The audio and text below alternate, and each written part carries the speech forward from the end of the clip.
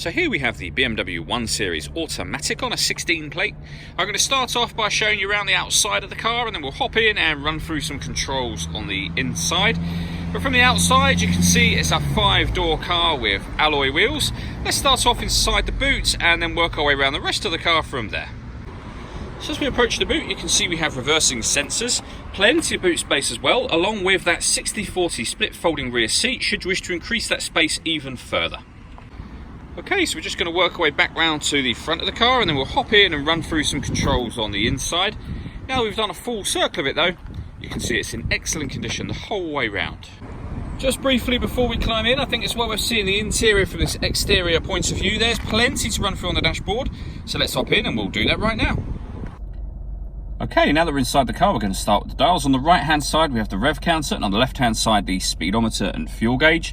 At the bottom we've got the total miles for this car, which are 11,112.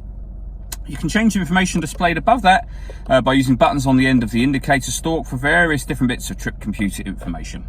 If we back out to the steering wheel, on the left hand side we have speed limiter, and on the right hand side we have stereo controls and phone controls, including voice activation for the phone. So you can hit that button, ask it to dial anyone in your contacts list, and it will do that for you without you having to take your phone from your bag or pocket. That is of course once you paired the phone up, and that's done over on the screen just here.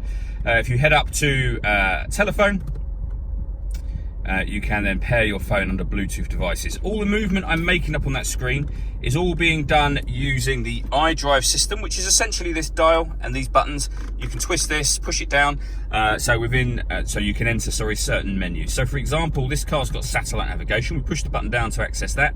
We can have a look at the map. We can jog it to the left to access that panel to the left, or back to the right to go back to the map. There's a full video showing this working on both our website and on our Facebook page. Just search for BMW Business Navigation and you'll get this video come up. When it comes to music, we have FM, AM and DAB radio. You can also listen to your own music under the multimedia heading.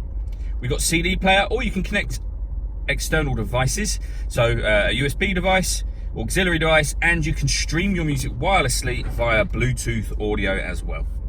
Working our way down, we have the CD player and then the air conditioning, so you can determine the direction of the air, the temperature, fan speed.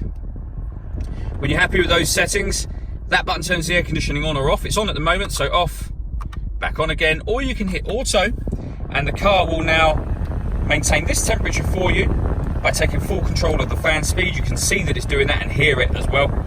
You can override that whenever you wish to.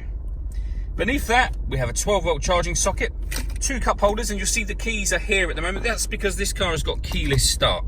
Just push that button to start and stop the engine. We have the gear lever for the fully automatic gearbox, and then these buttons just here. So this one turns off the parking sensors, this one turns off the traction control for the car, and then this will change the driving setup. So we're in comfort mode at the moment. You can put the car in sport mode. You can put the car in Eco Pro as well, and it will tell you whatever mode you put it in, it will tell you up on here. So we've actually got Sport.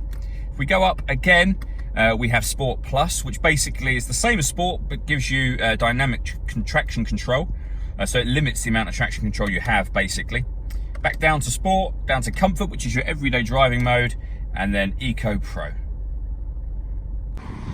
All that leaves me to say is thank you for taking the time to watch this video. If you'd like to come and see the car in person and have a test drive, please feel free to call any of our MJA sites. We'd love to hear from you soon.